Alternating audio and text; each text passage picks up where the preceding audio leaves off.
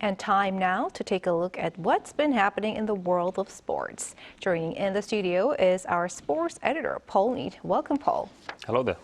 So we should probably begin with the breaking news from the Korea Football Association. So Team Korea now has a new head coach? Yes, that's right. It's Jurgen Klinsmann has been appointed as the new manager. The KFA announced that just a few minutes ago. He's managed in his native Germany and the USA, and also at a club level with Hertha Berlin and Bayern Munich. He has signed a contract with the KFA until 2026 and takes over from Paulo Bento. All right, and the K-League season kicked off over the weekend and did so with impressive attendance. Oh yes, it really did. There was a total of 101,632 fans in attendance across the weekend's 6 K-League 1 matches. This is the league's best figure since 2017, when there were just over 98,000. The biggest crowd of the weekend was at the Munsu Stadium in Ulsan for the official season opener between last year's champions Ulsan Hyundai and FA Cup winners Jeonbuk Hyundai Motors.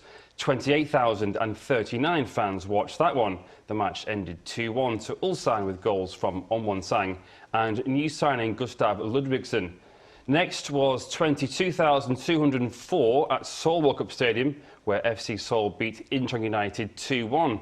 Im Sang-hyuk and Kim Ju-sung scored for Seoul in a game that saw Hwang Hee-jo make his K-League return. And rounding off the top three down in Daejeon, 18,590 watched Daejeon Han Citizens K-League 1 return. They beat Gangwon FC 2-0 with goals from Thiago Orbo and Leandro. It was Daejeon's first K-League 1 win since October 2015.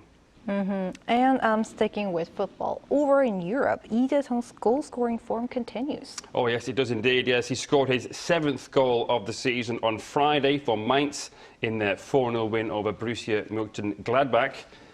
He also laid on an assist, but his goal came first in the 25th minute to open the scoring, a glancing header from around 8 yards out.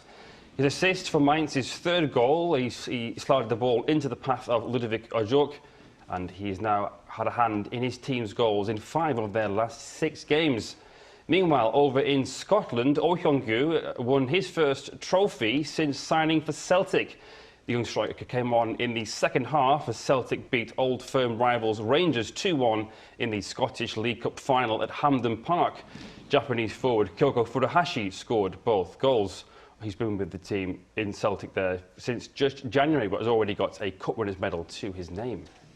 And speaking of League Cups, Manchester United picked up their first trophy since 2017.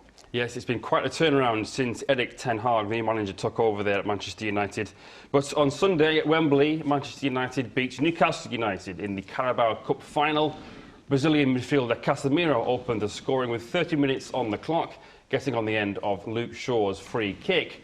The second went down as an own goal by Newcastle defender Sven Botman, but Marcus Rashford had a huge say as it was his initial shot. It's United's first trophy in nearly 8 years, the 2017 Europa League. Now, manager Erik ten Hag says that he wants to build a legacy at the club. Meanwhile, former player and now pundit Robbie Savage described him as the best manager in the world.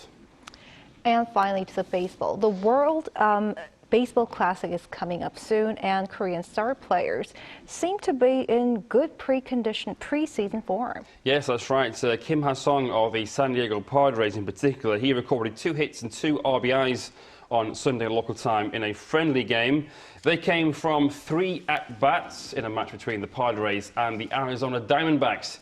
He started the game and his first hit came from his very first at-bat. The game ended 18-6 in the Padres' favour. Kim is due to return to Korea on Wednesday, March 1st, to get ready for the World Baseball Classic. Korea are in Pool B with current holders Japan, as well as Australia, China and the Czech Republic. Their first game is on March 9th at the Tokyo Dome against Australia. All right, something to look forward to. Thanks for the roundup, Paul. I'll see you next week. Thank you. See you.